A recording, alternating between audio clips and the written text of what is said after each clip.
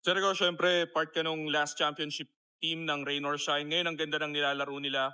Nakukumpara yung current roster sa roster ng 2016. Tingin mo sasabay na yung roster nila ngayon sa naging championship team nun?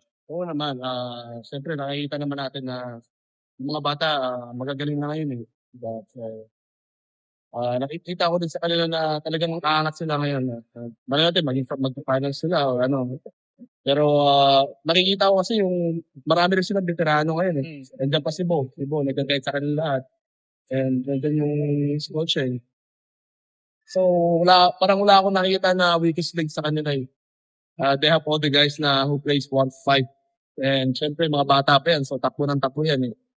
So, ayun, hopefully, ayaw ko muna sabihin na makuha ni Coach Cheng, eh, siyempre, eh, pangarap din Iba naman din, mag-champion oo. ulit, eh.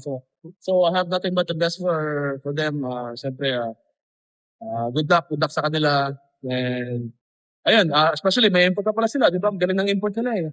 Parang running for best import yata yun.